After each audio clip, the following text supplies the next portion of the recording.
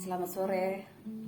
Di video kali ini saya bercerita tentang modul 3.1 tentang pengambilan keputusan berbasis nilai-nilai kebajikan sebagai seorang pemimpin pembelajaran.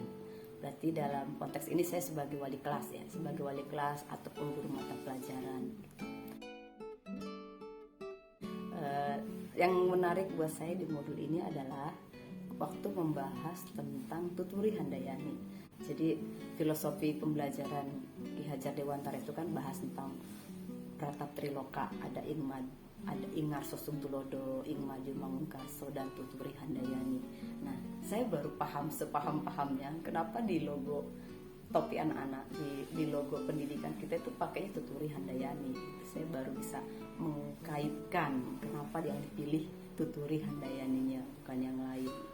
Tuturi Handayani ini kan maknanya di belakang memberi dorongan, motivasi, semangat gitu ya, di belakang memberi tuntunan, arahan gitu ya, ngomong gitu. Kan itu yang kita lakukan di sekolah. Di modul-modul sebelumnya sudah dijelaskan juga bahwa tujuan pendidikan itu kan supaya anak-anak bisa belajar dengan maksimal sehingga potensinya bisa maksimal juga, supaya dia bisa menjadi sosok terbaik versinya, sosok terbaik seperti kodratnya, seperti Tuhan menciptakan dia gitu. Jadi ya kita hanya mengarahkan ke sana gitu. Saya sebagai guru matematika tidak bisa memaksa semua anak jadi jago matematika kan. Karena di kelas itu ada yang mau jadi pemain bola profesional, mau jadi penyanyi profesional, mau jadi peneliti gitu kan. Saya hanya mengarahkan sebagai pemimpin pembelajaran gitu. Itu yang menarik buat saya tentang Tuturi Handayani itu ya. Nah, terkait tentang penggalian potensi anak-anak untuk menjadi sosok terbaik dari dirinya gitu. Misalkan mau jadi pemain bola, saya punya murid yang cita-citanya mau jadi pemain bola profesional. Saya ambil contoh dia saja gitu. Saya ini kan nggak bisa main bola, saya nggak ngerti teknik-teknik bola. Dia yang tahu tekniknya, dia yang tahu langkah-langkah yang harus dia jalankan supaya bisa menjadi pemain bola profesional gitu. Yang bisa saya lakukan hanya bertanya-tanya, ngobrol-ngobrol. Kalau di modul sebelumnya istilahnya coaching gitu ya, kita ngobrol-ngobrol. Saya coachnya, dia coachingnya gitu, ngobrol-ngobrol dengan dia, tanya-tanya hal-hal apapun tentang bola supaya potensi dia makin maksimal gitu. Karena kan saya nggak bisa membahas banyak tentang sepak bolanya. Paling kalau saya ngobrol sama dia, kapan latihan, idealnya berapa kali gitu. Terus supaya ideal, kalau idealnya 3 kali, supaya ideal apa yang harus kamu lakukan, hari apa aja, kamu harus pilih ekskul apa supaya nggak bentrok gitu.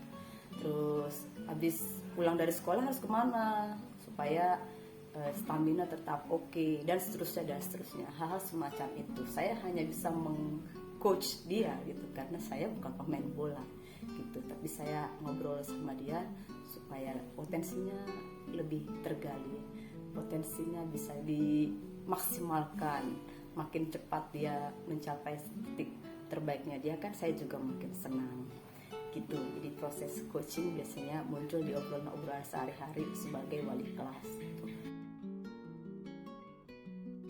Nah, kadang-kadang bisa aja terjadi masalah-masalah remaja gitu, dilema-dilema yang harus dia hadapi. Misalnya beberapa waktu lalu dia lagi bingung, Bu saya ikutan daftar jadi pengurus OSIS enggak gitu. Kan dua-duanya benar, dia harus menggali potensinya jadi pemain bola profesional gitu. Terus di sekolah juga dia menggali potensinya, kepemimpinannya karena mampu gitu, rasa-rasanya mampu, tinggal ditingkatkan gitu. Saya kan nggak mungkin nyuruh dia milih gitu, tapi biarkan dia memilih gitu. Ngobrol tentang resikonya, dampak-dampaknya gitu. Kalau kamu ikut daftar, kemungkinan keterima, kemungkinan tidak gitu.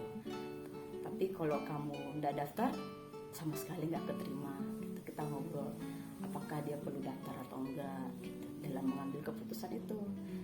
Kalau dulu-dulu mungkin akan panjang lebar saya ngobrol dengan anak supaya dia bisa ngambil keputusan sendiri. Kalau sekarang setelah belajar modul ini, saya makin cepat ngambil keputusan. Bukan saya ngambil keputusan, proses nemenin anak untuk ngambil keputusan itu makin cepat karena ada tutorialnya, ada langkah-langkahnya, ada 9 langkah gitu. Terus dia sebagai orang yang punya masalah dalam memilih, kadang-kadang saya juga bisa punya masalah dalam memutuskan. Misalkan dia latihan sampai malam, kelelahan, terus besoknya sekolah, dia selalu memilih sekolah, dia nggak akan izin karena kelelahan. Nah di sekolah dia kelelahan, ketiduran atau apapun itu gitu ya. Tuh. Misalkan pada saat itu jam pelajaran saya harus mengambil sikap, saya diemin atau enggak gitu. Itu saya suruh istirahat sekalian. Gitu. Itu kan perlu nilai-nilai tertentu yang harus kita pegang. Apa kita paksa dia tetap belajar atau ya sudah tungguin aja gitu. Kan dalam mengambil keputusan itu sekitar 1-2 menit kita harus memutuskan. Kalau enggak dia akan makin ngorok gitu kan. Tapi biasanya ditepok-tepok ya akan bangun lagi gitu. Kadang-kadang kita kan ngalamin itu sebagai guru. Masalah di kelas itu bukan selalu masalah besar, masalah-masalah kecil tapi sehari-hari. Dengan latihan cara mengambil keputusan yang tepat, yang cepat, itu akan sangat membantu proses pembelajaran di kelas. Itu yang makin saya asah di modul ini, di modul pengambilan keputusan gitu. Seringnya terkait anak-anak.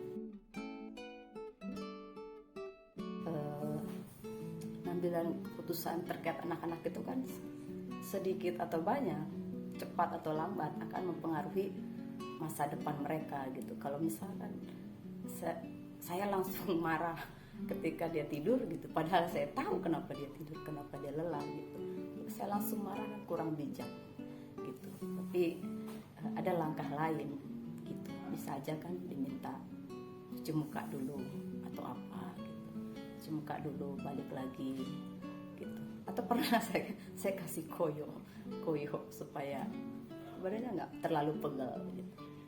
Keputusan yang kita ambil, kita mau marah, kita mau ngasih koyo, kita mau biarin dia tidur atau apapun itu, kan akan mempengaruhi masa depan dia gitu.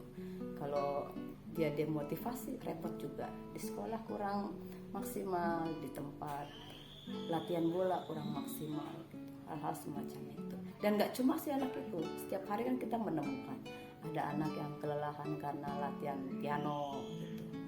Ada anak yang akhirnya nggak sekolah karena harus ikut orang tua. Itu kan ada momen-momen dimana kita memang perlu mengambil keputusan. Saya rasa itu yang saya dapatkan di modul ini. Semoga apa yang saya bagikan bisa menjadi inspirasi untuk penonton video ini. Terima kasih.